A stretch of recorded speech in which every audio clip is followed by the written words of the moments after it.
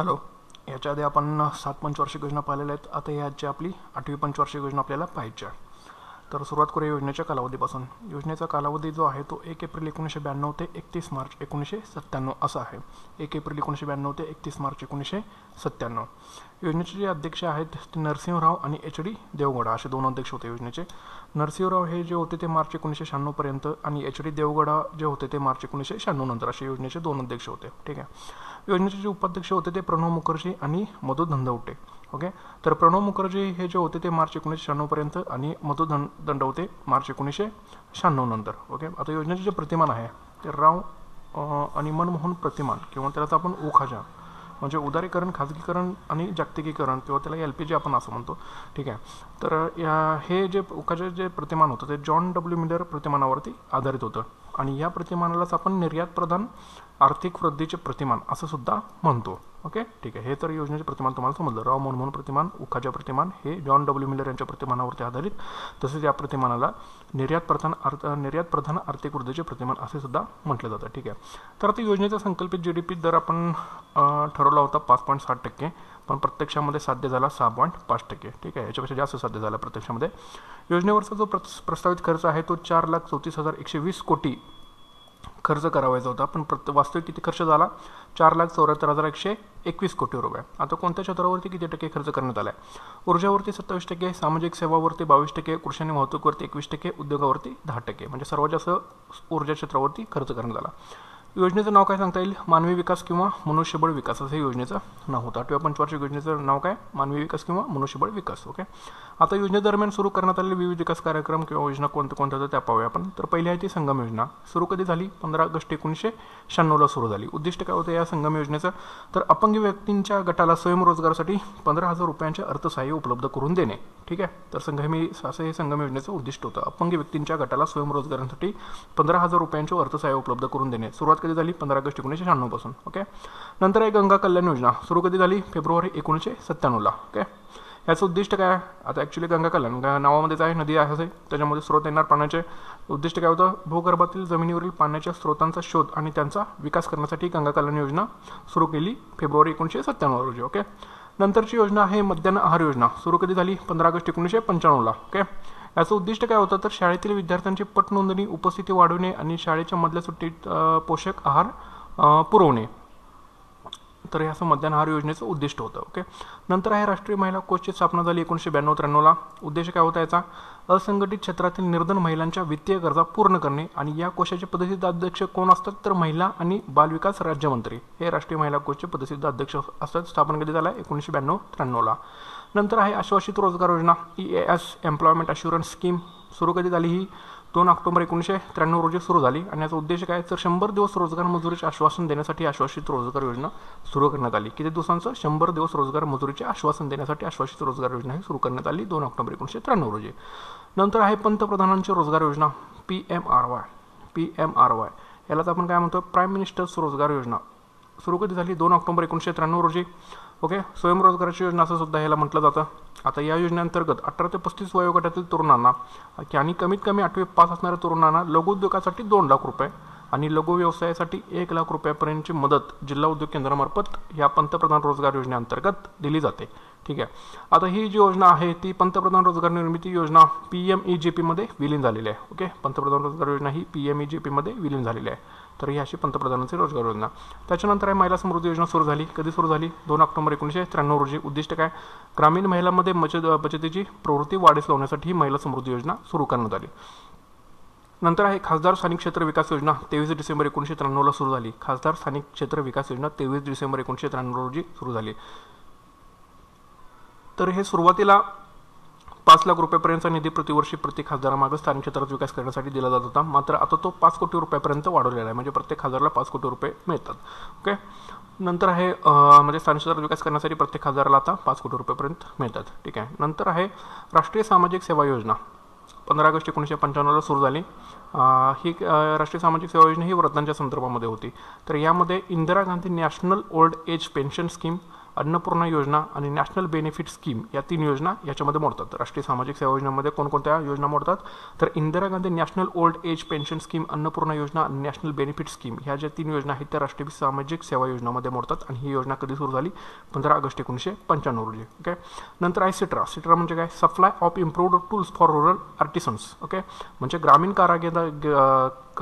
कारागिरांमध्ये तांत्रिक कुशलता वाढवण्यासाठी आधुनिक अवजारे पुरवण्याची ही योजना होती. सिट्रा योजना सुरू कधी झाली? 1992 रोजी सुरू झाली. ठीक आहे. तर अशा ही योजना 8व्या पंचवार्षिक योजनेमध्ये सुरू झालेल्या होत्या. आता योजनागत विकास काय झाला 8व्या पंचवार्षिक योजनेमध्ये? तर 73वी घटनादुरुस्ती झाली. ठीक आहे. 73वी घटनादुरुस्ती भाग 9 मध्ये पंचायत राज हा विषय समाविष्ट करण्यात आला. भाग 9 मध्ये 243 ते 243 ओ अशी कलमे टाकण्यात आली. 243 ते 243 ओ अशी कलमे टाकण्यात आली. ठीक आहे. भाग 9 मध्ये पंचायत राज त्या भाग 9 मध्ये 243 ते 243 ओ अशी कलमे टाकण्यात आली. पंचायत राज व्यवस्थेला घटनात्मक दर्जा देण्यात आला. 73व्या घटनादुरुस्तीनुसार राज्यघटनेमध्ये 11वे परिशिष्ट समाविष्ट करण्यात आलं. नंतर ग्रामसभा, ग्रामपंचायत, प्रौढ मतदान, महिला, अनुसूचित जाती जमाती यांच्यासाठी राखीव जागा, राज्य निवडणूक आयोग, वित्त आयोग अशा बाबींची तरतूद कलम 243 ते 243 ओ मध्ये करण्यात आली. आणि 73वी जी घटनादुरुस्ती आहे ती 24 एप्रिल 1993 पासून लागू करण्यात आली. ओके. ही अशी 73वी घटनादुरुस्ती. नंतर आहे 74वी घटनादुरुस्ती. भाग 9 अ मध्ये नागरी पंचायत राज. ओके. नागरी पंचायत राज भाग 9 अ मध्ये नागरी पंचायत राज हा भाग समाविष्ट करण्यात आला. आणि या भागामध्ये 243 पी ते 243 झेड जी अशी कलमे टाकण्यात आली. ठीक आहे. नंतर नागरी स्तरावरील पंचायत राज व्यवस्थेला 74व्या घटनादुरुस्तीने घटनात्मक दर्जा दिला. कलम 243 पी ते 243 झेड जी या कलमामध्ये नगर परिषदा, प्रौढ मतदान, महिला, अनुसूचित जाती जमाती यांच्या राखीव जागा, कामे, अधिकार, राज्य निर्वाचन आयोग आणि वित्त आयोग इत्यादी बाबींची तरतूद या कलमामध्ये करण्यात आलेली आहे. नंतर राज्यघटनेमध्ये यासाठी 12वे परिशिष्ट समावेश करण्यात आलं. आणि 74वी घटनादुरुस्ती जे आहे ती 1 जून 1993 पासून लागू करण्यात आली. ओके. नंतर रुपया व्यापार खात्यावर पूर्ण परिवर्तनीय असा करण्यात आला. ओके. 1993 मध्ये चालू खात्याच्या फक्त दृश्य खात्यावर म्हणजेच व्यापार खात्यावर रुपया पूर्ण परिवर्तनीय करण्यात आला. रुपया पूर्ण परिवर्तनीय म्हणजेच काय? तर व्यापार खात्यावर रुपयाचा विनिमय दर हा बाजार दराप्रमाणेच ठरू लागला. ओके. म्हणजे 1993 मध्ये चालू खात्याच्या फक्त दृश्य खात्यावरच म्हणजेच व्यापार खात्यावर, दृश्य खाते म्हणजे व्यापार खात्यावर रुपया पूर्ण परिवर्तनीय करण्यात आला. आणि रुपयाचं पूर्ण परिवर्तन केलं म्हणजे काय केलं? तर व्यापार खात्यावर रुपयाचा विनिमय दर हा बाजार दराप्रमाणेच ठरू लागला. आता रुपया चालू खात्यावर पूर्णपणे परिवर्तनीय करण्यात आला. पहिला होता व्यापार खात्यावर, आता चालू खात्यावर पूर्ण परिवर्तनीय केला. कधी केला? मार्च 1994 मध्ये. ओके. नंतर आता 8व्या पंचवार्षिक योजना काळामध्ये कोणकोणत्या राजकीय घडामोडी घडलेल्या आहेत ते बघू आपण. तर पहिली आहे ती बाबरी मशीद दंगल झाली. ओके. बाबरी मशीद दंगल कधी झाली? 6 डिसेंबर 1992 रोजी. कुठे झाली? उत्तर प्रदेशातील अयोध्या शहरामध्ये. ओके. आणि ह्या दंगलीची चौकशी करण्यासाठी न्यायाधीश मनमोहन सिंग लेबरहान यांच्या अध्यक्षतेखाली एक आयोग नेमला होता. ओके. न्यायाधीश मनमोहन सिंग लेबरहान. ओके. नंतर 1993 मध्ये मुंबईमध्ये आतंकवादी बॉम्बस्फोट घडून आले एकूण 13 ठिकाणी. म्हणजे अशा ह्या राजकीय घडामोडी ह्या 8व्या पंचवार्षिक योजना काळामध्ये घडल्या होत्या. नंतर उखाचे धोरण म्हणजे याच्यातले काय? उदारीकरण म्हणजे काय? तर भारतीय अर्थव्यवस्था नियोजित अर्थव्यवस्थेकडून मुक्त अर्थव्यवस्थेकडे मार्गक्रमण करण्याच्या दिशेला उदारीकरण असे म्हणतात. भारतीय अर्थव्यवस्था नियोजित अर्थव्यवस्थेकडून मुक्त अर्थव्यवस्थेकडे मार्गक्रमण करण्याच्या दिशेला उदारीकरण असे म्हणतात. ओके. ओके. नंतर खाजगीकरण म्हणजे काय? तर आर्थिक सुधारणा राबवताना शासकीय प्रकल्पातून निर्गुंतवणूक करणे म्हणजेच खाजगीकरण होय. आर्थिक सुधारणा राबवताना शासकीय प्रकल्पातून निर्गुंतवणूक करणे म्हणजेच खाजगीकरण होय. आता अर्थशास्त्रीयदृष्ट्या खाजगीकरणाचे विविध अर्थ कोणकोणते सांगता येतील? तर पहिला आहे ते प्रतिराष्ट्रीयकरण. प्रतिराष्ट्रीयकरण म्हणजे काय? तर याचाच अर्थ असा होतो की शासकीय प्रकल्पांना पूर्णपणे विकून टाकणे. अजून तरी ही पद्धत भारतामध्ये राबवत जात नाही. ओके. ठीक आहे. म्हणजे प्रतिराष्ट्रीयकरण शासकीय प्रकल्पांना पूर्णपणे विकून टाकणे. ठीक आहे. नंतर निर्गुंतवणूक म्हणजे काय? तर शासकीय प्रकल्पामधील विशिष्ट भाग खाजगी क्षेत्रासाठी विक्रीस काढणे. अजून आता ह्या भारतात या पद्धतीचा वापरतो. कुठला? निर्गुंतवणुकीचा. शासकीय प्रकल्पामधील विशिष्ट भाग खाजगी क्षेत्रासाठी विक्रीस काढणे. ओके. नंतर खाजगी क्षेत्राचे अर्थव्यवस्थेतील महत्त्व वाढवणे म्हणजे खाजगीकरणाचे विविध अर्थ हे असे आहेत. ओके. नंतर भारतामध्ये कॉम्पिटिशन ॲक्ट, लायसेन्स राज्य उच्चाटन, नवीन औद्योगिक धोरण, फेमा कायदा यामुळे खाजगीकरणास बळकटी मिळत आहे. कशामुळे खाजगीकरणास बळकटी मिळत आहे? तर भारतामधील कॉम्पिटिशन ॲक्ट, लायसेन्स राज्य उच्चाटन, नवीन औद्योगिक धोरण आणि फेमा कायदा यामुळे खाजगीकरणामध्ये बळकटी मिळत आहे. आता जागतिकीकरण म्हणजे काय? तर उदारीकरण आणि खाजगीकरणांचे अंतिम ध्येय किंवा लक्ष्य म्हणजेच जागतिकीकरण होय. ओके. किंवा देशातील अर्थव्यवस्थेचे जागतिक अर्थव्यवस्थेबरोबर एकीकरण करणेच म्हणजे जागतिकीकरण होय. उदारीकरण आणि खाजगीकरण यांचे अंतिम ध्येय किंवा लक्ष्य म्हणजेच जागतिकीकरण होय. किंवा देशातील अर्थव्यवस्थेचे जागतिक अर्थव्यवस्थेबरोबर एकीकरण करणेच म्हणजेच जागतिकीकरण होय. ओके, म्हणजेच काय तर उदारीकरण ही दिशा, खाजगीकरण हा रस्ता आणि जागतिकीकरण हे अंतिम लक्ष्य आहे. ओके, आता निर्गुंतवणूक आयोगाबद्दल थोडी माहिती बघू. तर 1993 मध्ये रंगरांजन समिती स्थापन झाली होती आणि या समितीने संरक्षण आणि अणुऊर्जा या क्षेत्रांना सोडून इतर सार्वजनिक प्रकल्पांमधून टप्प्याटप्प्याने निर्गुंतवणूक करण्याचे सुचवलेले होते. म्हणजेच रंगराजन समितीने सर्वप्रथम निर्गुंतवणूक आयोग करण्याची शिफारस केलेली होती. आता निर्गुंतवणूक आयोगाची रचना कशी सांगता येईल तर याच्यामध्ये एक पूर्णवेळ अध्यक्ष, 4 अर्धवेळ सदस्य होते. ठीक आहे, आणि आयोगाचं काम काय होतं तर निर्गुंतवणुकीची किंमत, वेळ आणि आकारमान ठरवणे. 1996 मध्ये श्री जी व्ही रामकृष्ण यांच्या अध्यक्षतेखाली पहिल्या निर्गुंतवणूक आयोगाची 3 वर्षासाठी स्थापना केली होती. कोणाच्या अध्यक्षतेखाली? श्री जी व्ही रामकृष्ण यांच्या अध्यक्षतेखाली पहिल्या निर्गुंतवणुकीची आयोगाची 3 वर्षासाठी स्थापना केलेली होती 1996 मध्ये. नंतर 2001 मध्ये श्री आर एच पाटील यांच्या अध्यक्षतेखाली दुसऱ्या निर्गुंतवणूक आयोगाची 2 वर्षासाठी स्थापना करण्यात आली होती आणि पुढे 2004 पर्यंत ही मुदत वाढवलेली होती, पण नंतर मात्र या आयोगाचं काम थांबवण्यात आलं. ओके, तर याची निर्गुंतवणूक आयोग. आता योजनेचं अनुमान काय सांगता येईल तर अन्नधान्याचे जे उत्पादन होतं ते 199 दशलक्ष टन इतकं झालं. ओके, पण ॲक्च्युली ठरवलं किती होतं आपण 201 दशलक्ष टन. ओके, त्याच्यापेक्षा थोडंफार कमी झालं 199 दशलक्ष टन. ठीक आहे, चलनवाढीचा दर राहिला 13.7%. चलनवाढीचा दर राहिला 13.7%. औद्योगिक क्षेत्रातील वृद्धी दर 1994-95 मध्ये 13% होती. 1996-97 मध्ये 7.3% गाठण्यामध्ये यश मिळालं आपल्याला.